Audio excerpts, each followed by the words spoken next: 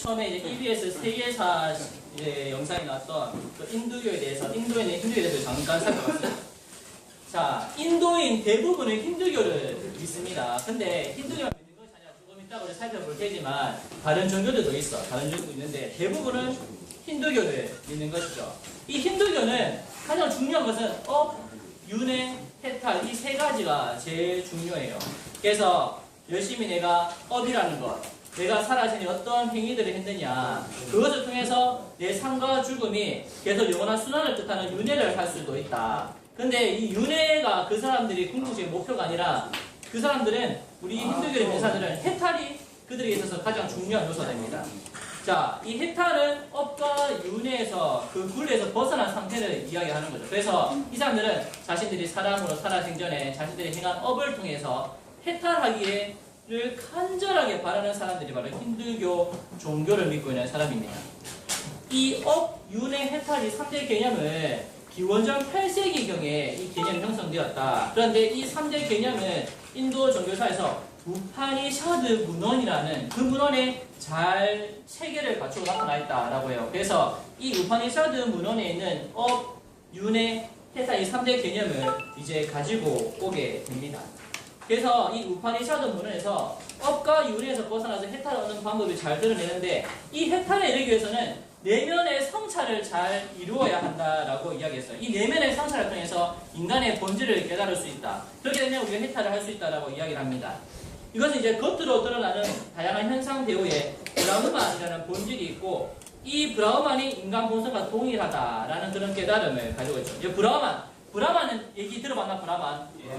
이제 이 브라흐만이라는 것이 이제 단어가 나옵니다. 그래서 초반에는 이 우파니샤드 종교라고 됐고, 정통 브라만교를 했어요. 처음부터 대중적인 오늘날의 힌두교의 모습을 갖추고 있진 않았어요. 그래서 이 내면의 성찰을 통해서 인간의 본질을 깨달아서 해탈에 이를 수 있다라는 이러한 개념을 바탕으로 이제 브라만 계급들이 이제 정통 브라만교를 성립을 하면서 인도 사회의 종교적인 역할을 이제 하게 됩니다. 그리고 이 브라만 계급의 사람들이 그들에 있어서 최고위층이 되는 것이죠. 즉 사제의 역할을 담당을 하면서 인간과 신의 중간 매개 역할을 하게 됩니다. 그런데 이 정통 브라만교 사람들은 내면의 성찰을 통해서 인간의 본질을 깨닫고 해탈을 할 수 있다라고 이야기를 하고 있는데, 사실 이게 일상의 상관은 좀 동떨어져요. 계속 성찰해라, 성찰하라고 얘기를 하는데, 일상에서는 학생들은 공부도 해야 되고, 일반 사람들은 이제 너무 상업을 통해서 돈을 벌어가지고 일상의 삶을 영위해 나가야 되는데, 그것보다 더 중요한 내면의 성찰을 하니까 일반 사람들은 괴리감이 느껴지게 된 것이죠. 그래서 인도 사람들은 이 정도가 나에게는 좀 맞지 않다라는 사람들이 생각하게 된다. 뭐 할 수는 그래 해탈하고 다 힌두교에서 말하는 다 좋은데, 정통 브라만교에서 말하는 다 좋은데, 우리가 일상생활에서 열심히 우리 일상의 생활에서 우리 삶을 영위를 해야 되는데 어떻게 가만히 앉아가지고 맨날 수행하고 명상을 할 수 있느냐, 그런 이야기를 하게 된 거죠. 그러면서 사람들이 이제 이 정통 브라만교에서 눈을 돌려서 또 불교나, 아까 전에 보면 기원전 4세기부터 소승불교, 대승불교가 완전 인도에부터 있었죠. 그래서 불교나 자이나교 등 다른 종교의 사람들이 의식을 또 가지게 됩니다.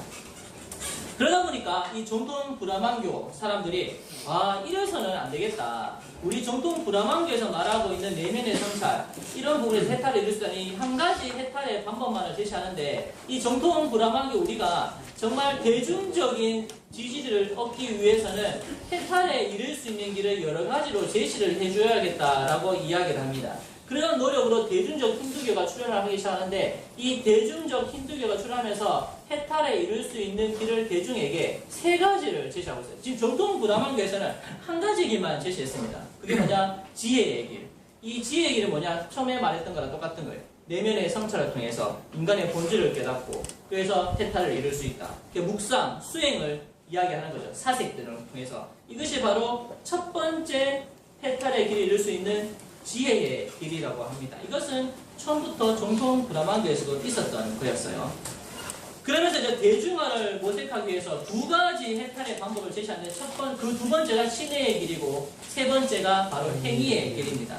이 신의 길에서는 이제 인격신을 매개로 해서 해탈에 이룰 수 있는 문을 넓히고자 하는데, 이제 인격신을 만들어서 사람들에게 예배를 점심 전력으로 이 인격신에게 드리면은 윤회의 고통에서 벗어나서 해탈에 이를 수 있다. 그러니까 우리 뭐 가톨릭이나 개신교나 이런 부분 안에서 보면은 이제 예수님 뭐 상이나 하느님 상에 보고 열심히 예배드리고 미사드리고 이런 부분들을 이제 힌두교 안에서는 인격신이라는 산을 세워놓고 인격신 안에서 자신이 전심주역으로 그 사랑을 표현을 하고 예배를 드리면 윤회의 고통에서 벗어날 수 있다라고 하는 것이죠. 그리고 세 번째 이 행위의 길에서는 대중에게 친근한 행위를 통해서 해탈될 수 있는 길을 제시를 하는데 여기에서는 이제 욕심 없이 이루어지는 행위 윤회를 초월한 일방행위가 구별된다는데 이 행위의 길에서는 사회적 의무관념과 밀접한 관계를 맺는데 이 사회적 의무관념이라는 것이 카스트 제도와 불가분의 관계를 맺습니다. 인도에서는 4가지 계급이 있어요. 알고 있나? 4가지 계급?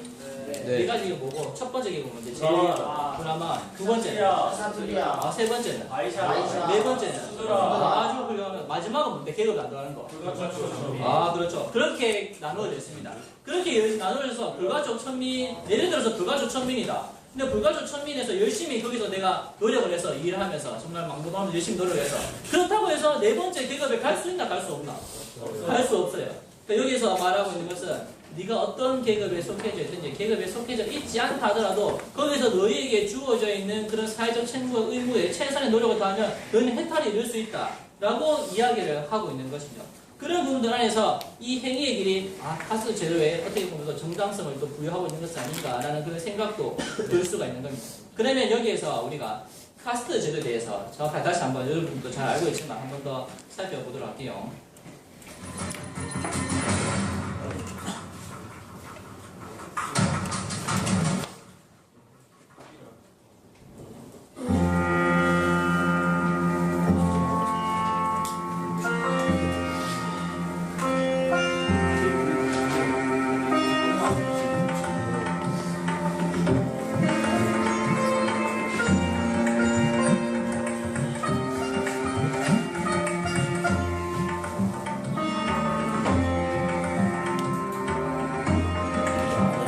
첫 번째 계급은 브라만 계급, 사제 계급이죠, 그러니까.